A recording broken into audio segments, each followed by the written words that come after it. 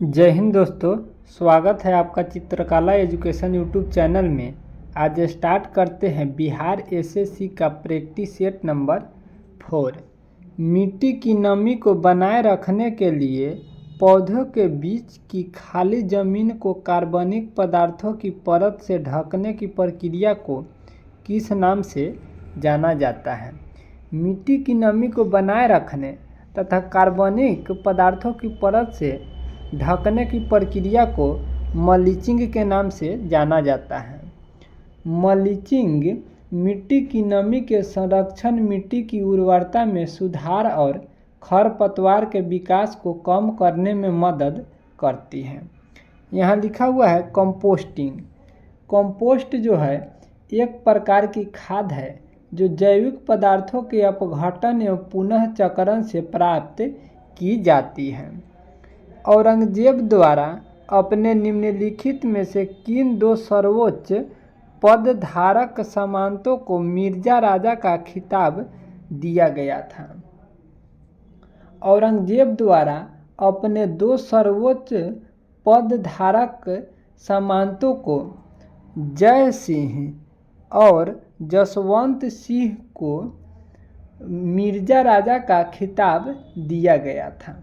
राजा जय सिंह जो थे वह अजमेर का और राजा जसवंत सिंह मुगल सेना में योग्यता सेनापतियों में थे। औरंगजेब ने दक्षिण अभियान में राजा जय सिंह को नियुक्त किया था तथा राजा जसवंत सिंह को औरंगजेब ने अफगानिस्तान की सीमा पर भेजा था।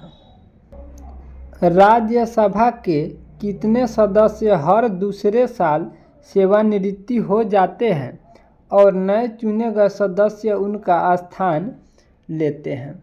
राज्यसभा का 1/3 सदस्य हर दूसरे साल सेवानिवृत्त हो जाते हैं और नए चुने गए सदस्य उनका स्थान लेते हैं। राज्यसभा का गठन की बात करें तो राज्यसभा का गठन जो हुआ है वह 3 अप्रैल 1952 को हुआ था और इसकी पहली बैठक जो हुई थी वह 13 मई 1952 को बुलाई गई थी। अनुच्छेद 80 में राज्यसभा के गठन का उल्लेख है तथा राज्यसभा में अधिकतम सीटों की संख्या की बात करें तो राज्यसभा में अधिकतम सीटों की संख्या जो है वह 250 है। भारत का उपराष्ट्रपति राज्यसभा का पदेन सभापति के रूप में कार्य करते हैं। निम्नलिखित में से दिल्ली के किस सुल्तान ने सबसे पहले दक्षिण भारत के लिए सैन्य अभियान शुरू किया था? दिल्ली के सुल्तान अलाउद्दीन खिलजी ने सबसे पहले दक्षिण भारत के लिए सैन्य अभियान शुरू किया था। दक्षिण भारत की विजय के लिए अलाउद्दीन खिलजी ने मलिक काफूर को भेजा था तथा अलाउद्दीन खिलजी ने सर्वप्रथम 1296 ईस्वी में देवगिरी पर आक्रमण किया था। अब्दुल हमीद लाहौरी की कृति बादशाहनामा उनके संरक्षण ... का आधिकारिक इतिहास है। अब्दुल हमीद लाहौरी की कृति जो है बादशाहनामा उनके संरक्षण शाहजहां का आधिकारिक इतिहास है। बादशाहनामा में शाहजहां के काल में अकाल के बारे में चर्चा की गई है। पुर्तगालियों द्वारा गोवा पर कब कब्जा किया गया था? पुर्तगालियों द्वारा गोवा पर 1510 ईस्वी में कब्जा किया गया था तथा 1509 ईस्वी में अल्फांसो डी अल्बुकर्क भारत में पुर्तगाली वायसराय बनकर आया था। अल्बुकर्क ने 1510 ईस्वी में बीजापुर के शासक यूसुफ आदिल शाह से गोवा छीन लिया तथा गोवा को ही पुर्तगालियों ने व्यापारिक केंद्र का मुख्यालय बनाया था और 1511 ईस्वी में अल्बुकर्क ने मलक्का और 1515 ईस्वी में हारमुज पर भी अधिकार कर लिया। अल्बुकर्क को भारत में पुर्तगाली साम्राज्य का वास्तविक संस्थापक भी माना जाता है तथा भारत में प्रथम पुर्तगाली वायसराय फ्रांसिस्को डी अल्मोंडा था। फ्रांसिस्को डी अल्मोंडा ने ब्लू वाटर पॉलिसी की शुरुआत की थी। अगर पूछा जाए आपसे ब्लू वाटर पॉलिसी की शुरुआत किसने की थी, तो ब्लू वाटर पॉलिसी की शुरुआत जो है फ्रांसिस्को डी अल्मेडा ने किया था। तिरुवरुर और अजंता के मंदिरों की दीवारों पर किस प्रकार की चित्रकारी मौजूद है? तिरुवरुर और अजंता के मंदिरों की दीवारों पर भी चित्रकारी मौजूद है। कौन सी चित्रकारी मौजूद है? भित्ति चित्रकारी मौजूद है। भारतीय चित्रकला के गौरवशाली इतिहास का प्रारंभ भित्ति चित्रों से ही होता है। अजंता की गुफा की बात करें तो अजंता की गुफा महाराष्ट्र के औरंगाबाद जिले में स्थित है। अजंता की गुफा में कुल 29 गुफाएं स्थित हैं। अजंता की गुफा में बने चित्र जो है बौद्ध धर्म से संबंधित है तथा अजंता की गुफा की खोज जो है जॉन स्मिथ द्वारा 1819 ईस्वी में की गई थी। दोस्तों, आपसे विनती है कि वीडियो को लाइक, शेयर तथा चैनल को सब्सक्राइब कर लीजिए ताकि जब भी वीडियो अपलोड किया जाए तो सबसे पहले आपको नोटिफिकेशन प्राप्त हो। लाला लाजपत राय की मृत्यु ब्रिटिश सरकार के किस निर्णय का विरोध करते हुए हुई थी? लाला लाजपत राय की मृत्यु जो है साइमन कमीशन का विरोध करते हुए हुई थी। लाला लाजपत राय की मृत्यु की बात करें तो 17 नवंबर 1928 को लाला लाजपत राय की मृत्यु हो गई थी। साइमन कमीशन के विरोध के दौरान जेम्स स्कॉट द्वारा बेरहमी से लाठीचार्ज किया गया था, जिसमें लाला लाजपत राय गंभीर रूप से घायल हुए तथा 17 नवंबर 1928 को उनकी मृत्यु हो गई।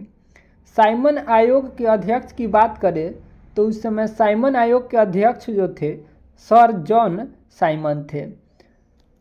27 दिसंबर 1927 को मद्रास कांग्रेस अधिवेशन में साइमन कमीशन के पूर्ण बहिष्कार का निर्णय लिया गया था तथा 1927 के कांग्रेस अधिवेशन की अध्यक्षता जो थे M.A. अंसारी ने की थी और 3 फरवरी 1928 को साइमन कमीशन भारत आया था। तत्पश्चात संपूर्ण भारत में साइमन कमीशन का बहिष्कार किया जाने लगा।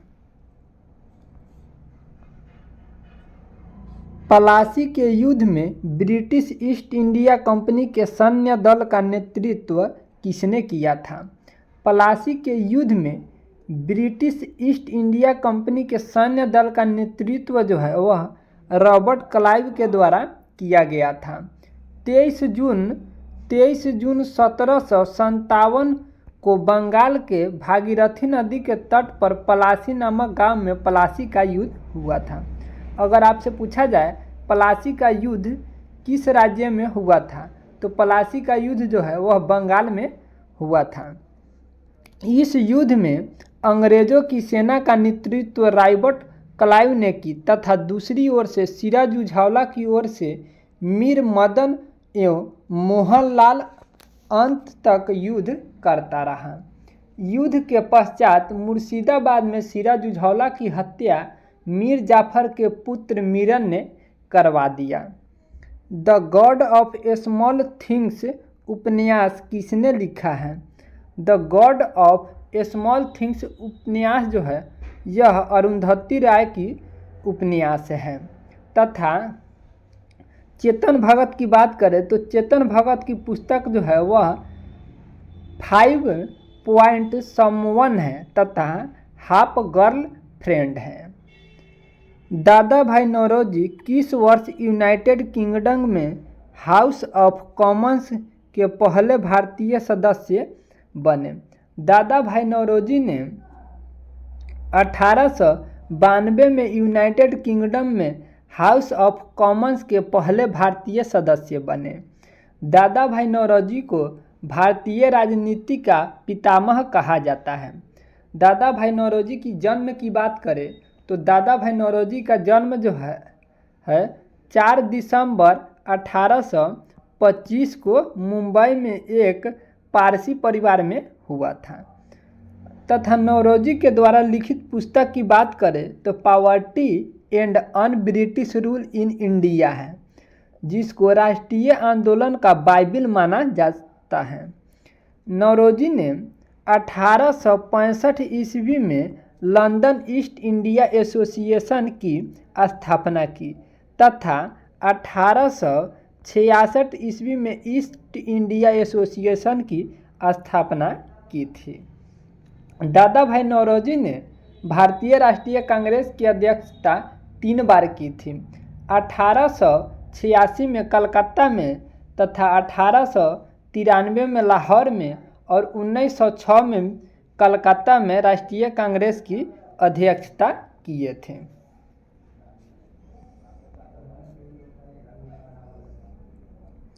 डॉक्टर भीमराव अंबेडकर को वर्ष ... भारत रत्न प्रदान किया गया। इसमें पूछा जा रहा है डॉक्टर भीमराव अंबेडकर को भारत रत्न कब प्रदान किया गया। डॉक्टर भीमराव अंबेडकर को 1990 में भारत रत्न प्रदान किया गया तथा डॉक्टर भीमराव अंबेडकर को मरणोपरांत भारत रत्न दिया गया। अगर पूछा जाए प्रारूप समिति के अध्यक्ष कौन थे, तो प्रारूप समिति के अध्यक्ष डॉक्टर भीमराव अंबेडकर थे और डॉक्टर भीमराव अंबेडकर ने ही अनुच्छेद 32 को संविधान की आत्मा कहा था। सत्यार्थ प्रकाश पुस्तक ... द्वारा लिखी गई है। सत्यार्थ प्रकाश पुस्तक जो है स्वामी दयानंद सरस्वती के द्वारा लिखा गया है। दयानंद सरस्वती ने 1875 ईस्वी में सत्यार्थ प्रकाश हिंदी भाषा में लिखा था। दयानंद सरस्वती की जन्म की बात करें तो दयानंद सरस्वती का जन्म जो है 1824 में गुजरात के मोरावी में टंकारा में हुआ था तथा दयानंद सरस्वती के बचपन की नाम की बात करें तो दयानंद सरस्वती का बचपन का नाम जो था वह मूल शंकर था। दयानंद सरस्वती ने 1875 में बम्बई में आर्य समाज की स्थापना की थी। दयानंद सरस्वती ने वेदों की ओर लौटो का नारा दिया था। अगर आपसे पूछा जाए वेदों की ओर लौटो का नारा किसने दिया था, तो वेदों की ओर लौटो का नारा जो दिया गया था दयानंद सरस्वती के द्वारा दिया गया था। दयानंद सरस्वती ने हरिद्वार कुंभ मेले में पाखंड खंडनी पताका फहराया था 1867 ईस्वी में तथा दयानंद सरस्वती के बारे में एनी बेसेंट ने कहा था कि स्वामी दयानंद वह प्रथम भारतीय व्यक्ति थे जिन्होंने कहा कि भारत भारतीयों के लिए है। ... में वाईचुंग भूटिया के नाम पर एक फुटबॉल स्टेडियम उनके जन्म स्थल के पास निर्मित किया गया है। पूछा जा रहा है वाईचुंग भूटिया के नाम पर फुटबॉल स्टेडियम जो है वह कहाँ बनाया जा रहा है। वाईचुंग भूटिया के नाम पर फुटबॉल स्टेडियम जो है सिक्किम में बनाया जा रहा है। सिक्किम के नामची में भारतीय फुटबॉल टीम के कप्तान रहे वाईचुंग भूटिया के नाम पर एक स्टेडियम बनाया गया है। वह भारत के लिए वाईचुंग भूटिया ने भारत के लिए 100 अंतर्राष्ट्रीय फुटबॉल मैच खेलने वाले पहले फुटबॉलर हैं। उन्होंने वर्ष 1998 में अर्जुन अवार्ड तथा 2008 में जो है पद्मश्री पुरस्कार से सम्मानित हुए हैं। सिक्किम को भारत का 22वां राज्य बनाने के लिए 36वां संविधान संशोधन अधिनियम 1975 पारित किया गया। निम्नलिखित में से कौन सा बंदरगाह गुजरात राज्य में स्थित है। निम्नलिखित में से हजीरा बंदरगाह जो है गुजरात राज्य में स्थित है। गुजरात के कुछ प्रमुख बंदरगाह है जैसे कांडला बंदरगाह पूछा जाता है बार बार एग्जाम में, कांडला बंदरगाह किस राज्य में है। कांडला बंदरगाह गुजरात राज्य में है। जामनगर बंदरगाह भी गुजरात राज्य में है। पोरबंदर बंदरगाह भी गुजरात राज्य में तथा भावनगर भी गुजरात राज्य में ही स्थित है। कुछ और महत्वपूर्ण बंदरगाह के बारे में आपको जानकारी देते हैं। जैसे मंगलौर बंदरगाह जो है कर्नाटक में स्थित है। पाराद्वीप बंदरगाह उड़ीसा राज्य में स्थित है। हल्दिया बंदरगाह जो है वह पश्चिम बंगाल में स्थित है।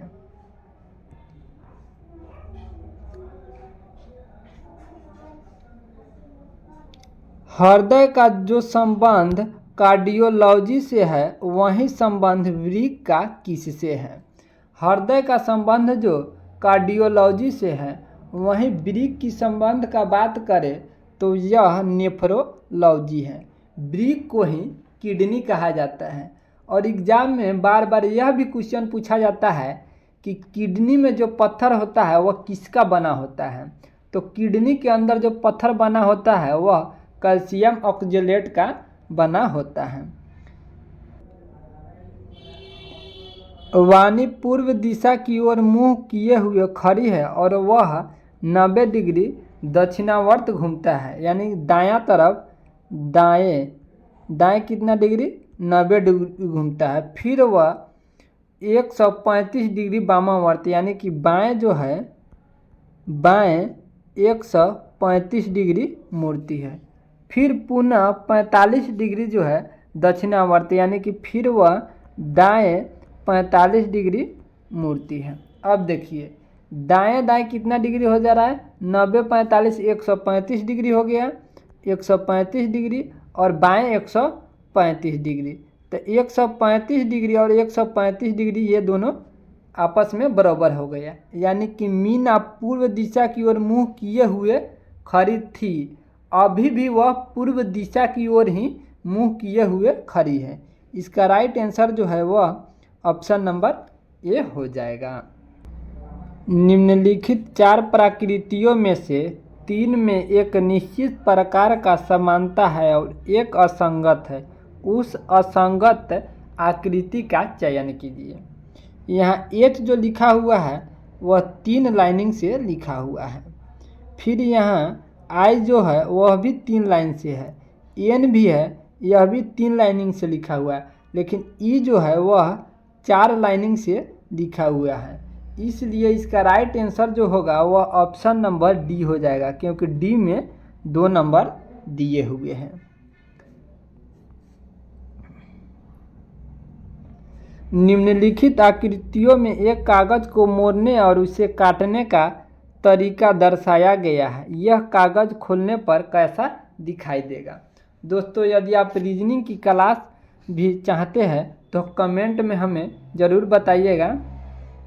यहाँ लास्ट में है तो यहाँ भी जो है इधर भी लास्ट में होगा और फिर इसी को इस साइड से पलटी मारेंगे तो ये हाफ हो जाएगा, यानी कि हाफ ऊपर के तरफ होना चाहिए। इसमें भी फुल है, ये भी ख़त्म।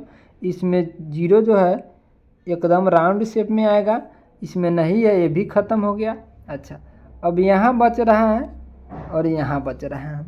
तो देखिए यहाँ जो है बीच में एक है तो एक तो इसमें भी हो जाएगा और एक ये 2 इसमें हो जाएगा और एक इसमें और एक इसमें, इसको खोलने पर हो जाएगा 2 2 2 और 2 4 हो गया। और ये हाफ है तो ये इधर से खुलने पर फुल हो जाएगा और यहाँ भी फुल हो जाएगा, यानी कि ऑप्शन नंबर ए जो है इसका राइट आंसर हो जाएगा, क्योंकि 1 2 3 1 2 3 यानी कि 6 हो जा रहा है। निम्नलिखित में से 5 में से 4 एक निश्चित तरीके से एक जैसा है और इसलिए एक समूह बनाते हैं। वह कौन सा है जो उस समूह से संबंधित नहीं है? मिलीमीटर, सेंटीमीटर, डेसीमीटर, मीटर, ये सभी जो है दूरी का पैमाना है। लेकिन किलोग्राम जो है यह दूरी का पैमाना नहीं है, यह वजन का पैमाना है। किसी चीज़ को वजन जो होता है ना, जैसे 2 केजी 4 केजी, तो ये सब के साथ किलोग्राम लगा होता है, यानी कि केजी लगा होता है। और जो दूरी 2 मीटर 4 मीटर 5 मीटर, ये सब मीटर, सेंटीमीटर, डेसीमीटर, मीटर में होता है। इसलिए इसका राइट आंसर जो है वो ऑप्शन नंबर डी हो जाएगा। उस विकल्प का चयन कीजिए जिसमें दी गई आकृति निहित है। जैसे कि घुमाने की अनुमति भी नहीं है, यानी कि इस फिगर को हम घुमा नहीं सकते हैं इस तरीके से हम इस फिगर को नहीं घुमा सकते हैं। इसी तरह किस आकृति में होगा, तो इसका right answer option number C में हो जाएगा। जैसे कि देखिए यहाँ जो है हाफ राउंडिंग, यहाँ इसमें हो गया, यहाँ हाफ राउंडिंग इस फिगर में, फिर इस तरह है और फिर इस तरह करके इस तरह किया हुआ है, यानी कि ऑप्शन नंबर सी जो है इसका राइट आंसर हो जाएगा। एक पासे की 3 विभिन्न स्थितियां प्रदर्शित है। 3 वाले पृष्ठभाग के विपरीत पृष्ठभाग पर कौन सा संख्या होगा, यानी कि जो 3 है इसके पीछे जो है कौन सी संख्या आएगा। जैसे कि देखिए इसमें भी 4 है, इसमें भी 4 है, तो 4 को हम कॉमन ले लिए। पहले वाले में 4 के बाद इस तरह क्लॉकवाइज हम जाएंगे। 4 के बाद क्या है 5 है, 5 के बाद 1 है, फिर इस 4 में हम इस तरह क्लॉकवाइज जाएंगे। 4 के बाद क्या है 3 है और 3 के बाद 2 है। अब देखिए 4 के विपरीत 4 होगा और 5 3 के विपरीत 3 5 हो जाएगा और 1 2 का विपरीत जो है 2 1 हो जाएगा। इसमें पूछा जा रहा है 3 वाले पृष्ठभाग पर, 3 किस में है ये है, तो 3 के पृष्ठभाग पर कौन से अंक होगा 5 होगा, इसलिए इसका राइट आंसर जो है ऑप्शन नंबर डी हो जाएगा। डॉट डॉट भारत के उत्तर पूर्वी भाग में की जाने वाली स्थानांतरित कृषि का एक रूप है। इसका राइट आंसर जो है वो ऑप्शन नंबर डी हो जाएगा। झूमिंग भारत के उत्तर पूर्वी भाग में की जाने वाली स्थानांतरीय कृषि का एक रूप है। धूपगढ़ की पहाड़ियाँ किस राज्य में स्थित है। धूपगढ़ की पहाड़ियाँ जो है वह मध्य प्रदेश राज्य में स्थित है और मध्य प्रदेश को टाइगर प्रदेश के नाम से जाना जाता है। सतपुरा पर्वतमाला की सबसे ऊंची चोटी की बात करें तो वह धूपगढ़ है और सतपुरा श्रेणी दक्कन पठार का ही भाग है। यह एक ब्लॉक पर्वत है। सतपुरा श्रेणी नर्मदा और ताप्ती नदियों के बीच स्थित है। काकोलत जलप्रपात बिहार के किस जिला में है। काकोलत जलप्रपात जो है बिहार के नवादा जिला में स्थित है। काकोलत जलप्रपात नवादा शहर से लगभग 32 किलोमीटर दक्षिण में स्थित है। काकोलत जलप्रपात कई चरणों में कोडरमा के पठार से उतरता है। काकोलत जलप्रपात की ऊंचाई की बात करें तो इसकी ऊंचाई जो है 48 मीटर है।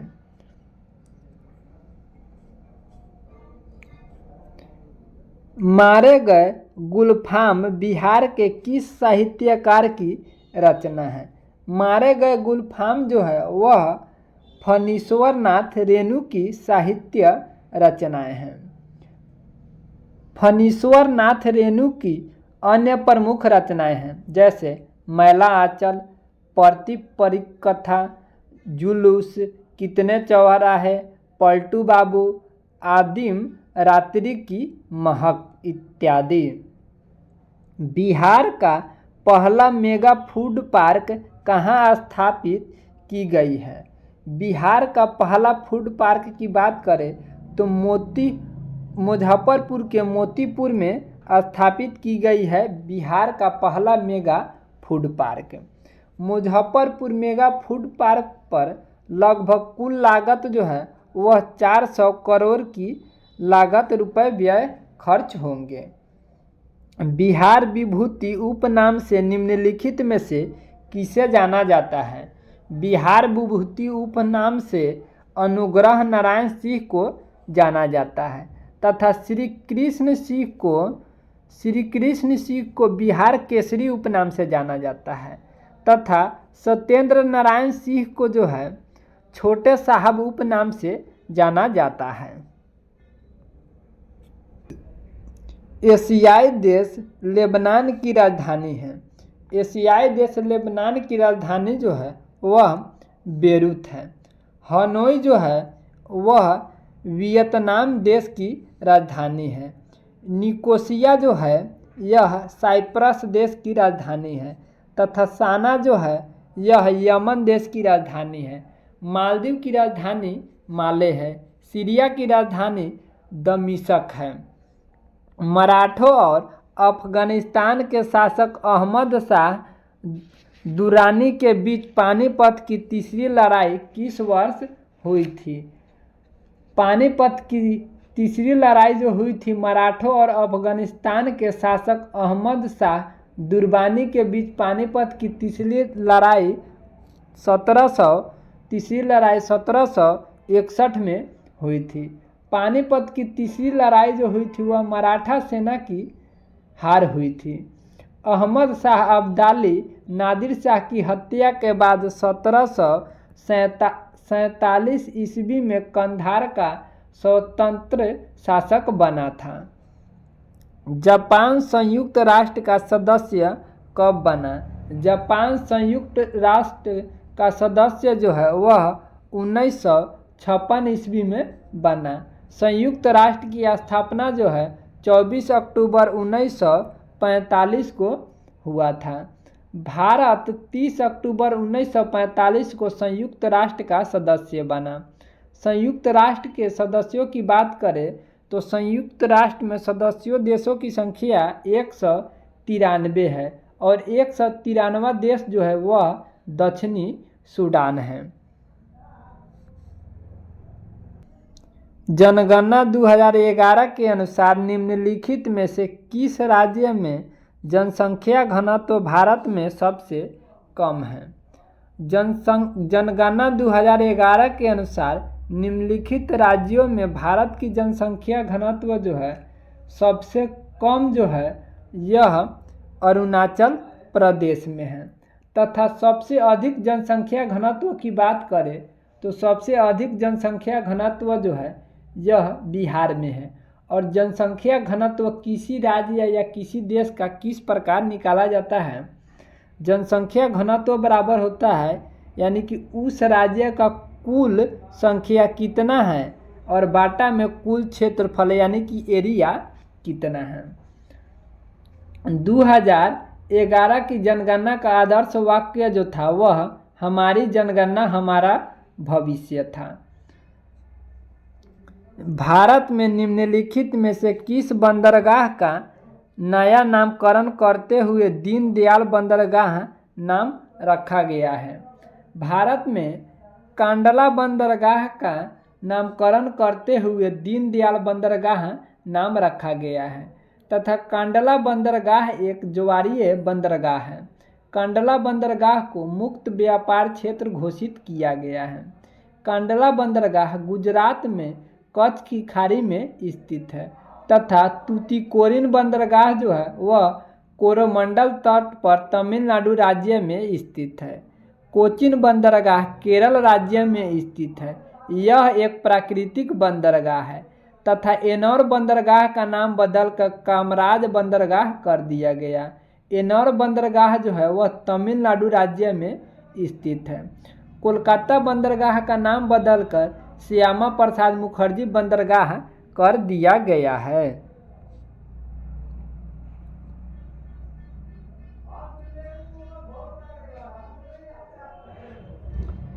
1939 में फॉरवर्ड ब्लॉक की स्थापना निम्नलिखित में से किसने की थी? 1939 में फॉरवर्ड ब्लॉक की स्थापना निम्नलिखित में से सुभाष चंद्र बोस के द्वारा किया गया था। सुभाष चंद्र बोस ने कानपुर के निकट उन्नाव में मुक्कर नामक स्थान पर फॉरवर्ड ब्लॉक की स्थापना की थी। 1939 के कांग्रेस के त्रिपुरी अधिवेशन की अध्यक्षता से इस्तीफा देने के बाद फॉरवर्ड ब्लॉक की स्थापना किया गया था।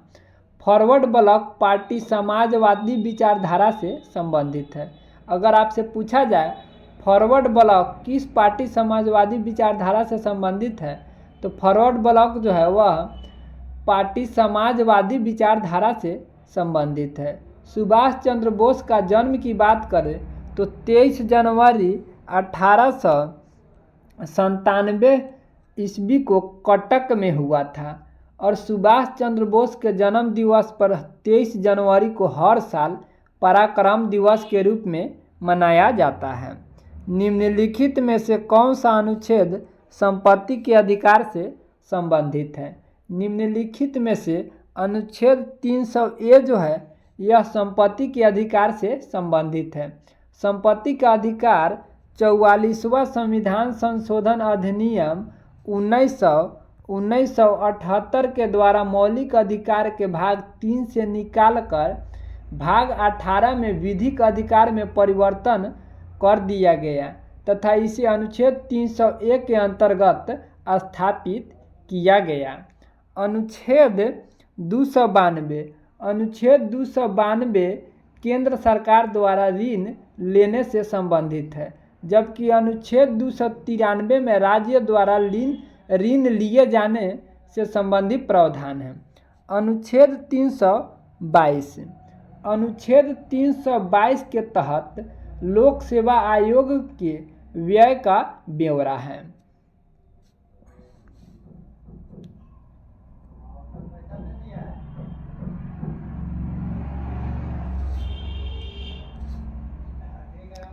मिश्रित कृषि की मुख्य विशेषता क्या है? मिश्रित कृषि की मुख्य विशेषता है पशुओं का पालन और फसलों की खेती एक साथ करना जो है वह मिश्रित कृषि का मुख्य विशेषता है। एक वर्ष में 3 फसल को उपजाने की प्रवृत्ति को बहुफसली कृषि कहते हैं तथा व्यापारिक स्तर पर विभिन्न प्रकार के फसलों का उत्पादन जो है वह हॉर्टिकल्चर कहलाता है। कौन सा देश ओपेक का सदस्य नहीं है? इसका राइट आंसर हो जाएगा ऑप्शन नंबर ए, केन्या जो है यह ओपेक का सदस्य देश नहीं है। ओपेक का पूर्ण नाम जो है organization of the petroleum exporting countries जो है। ओपेक पेट्रोलियम उत्पादक 13 देशों का संगठन है। अगर आपसे पूछा जाए ओपेक क्या है तो ओपेक जो है यह 13 देशों का संगठन है। इसमें 13 देश जो है वह Saudi Arab, Algeria, Iran, Iraq, Kuwait, Libya, Venezuela तथा गैबोन, गिनी, अंगोला, संयुक्त अरब अमीरात, नाइजीरिया तथा कांगो है। निम्नलिखित में से कौन सा कथन गलत है?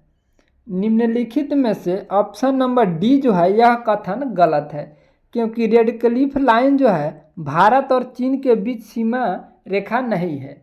रेड क्लिफ लाइन भारत और पाकिस्तान के बीच की सीमा रेखा है तथा रेड क्लिफ की अध्यक्षता में ही सीमांक आयोग 1947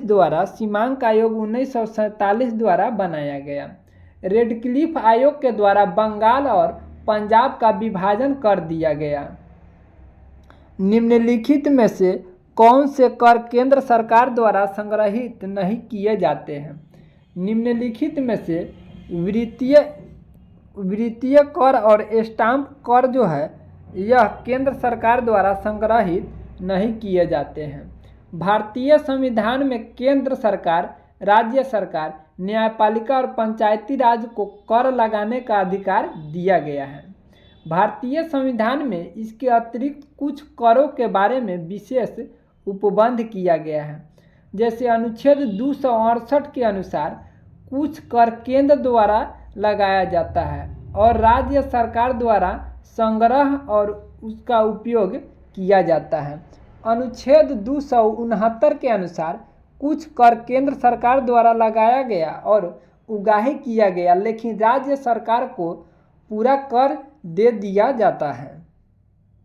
अनुच्छेद 270 के अनुसार कुछ कर केंद्र द्वारा लगाया गया और उगाही किया जाता है, लेकिन केंद्र सरकार और राज्य सरकार को बीच राजस्व का बंटवारा होता है। निम्नलिखित में से कौन सा पर्वत शिखर पूर्वी घाट में स्थित है?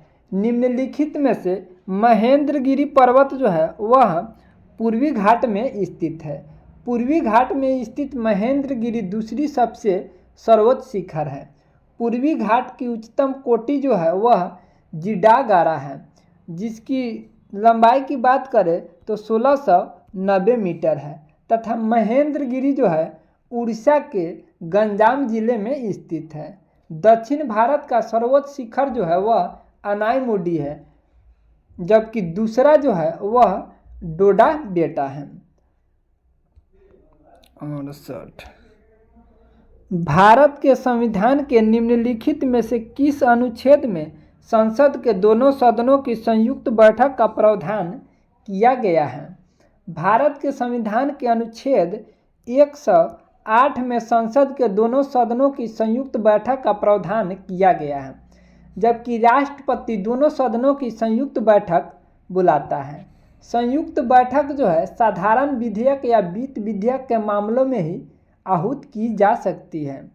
तथा संयुक्त बैठक की अध्यक्षता की बात करें तो संयुक्त बैठक की अध्यक्षता जो है लोकसभा का अध्यक्ष करता है। अगर लोकसभा का अध्यक्ष जो है अनुपस्थित रहता है तो उस समय लोकसभा का उपाध्यक्ष करता है। निम्नलिखित में से कौन सी पर्वत श्रृंखला दक्षिण अमेरिका में स्थित है? निम्नलिखित में से एंडीज पर्वत श्रृंखला जो है वह दक्षिण अमेरिका में स्थित है। एंडीज पर्वतमाला जो है विश्व की सबसे लंबी पर्वतमाला है। एंडीज पर्वत नवीन मोरदार पर्वत श्रृंखला है। एंडी पर्वत की सबसे ऊंची चोटी जो है एकांगुआ चोटी है।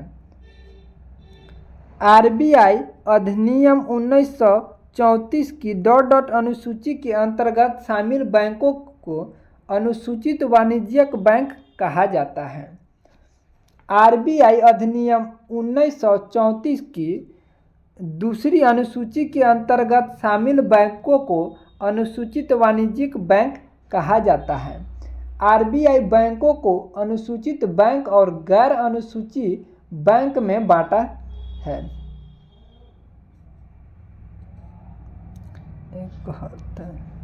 निम्नलिखित में से किस क्रिकेटर को राजीव गांधी खेल रत्न पुरस्कार कभी प्रदान नहीं हुआ?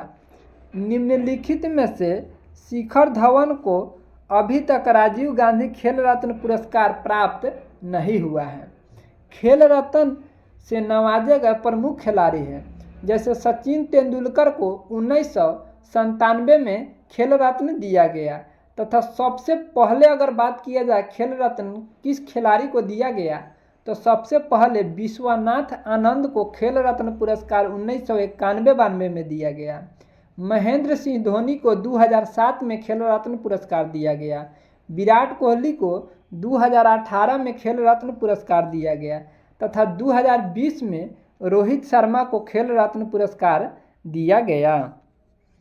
ग्राम पंचायत के किस सदस्य को पद अवधि के प्रथम 2 वर्ष तक तथा कार्यकाल के अंतिम 6 माह के दौरान उन पर अविश्वास प्रस्ताव नहीं लाया जा सकता है?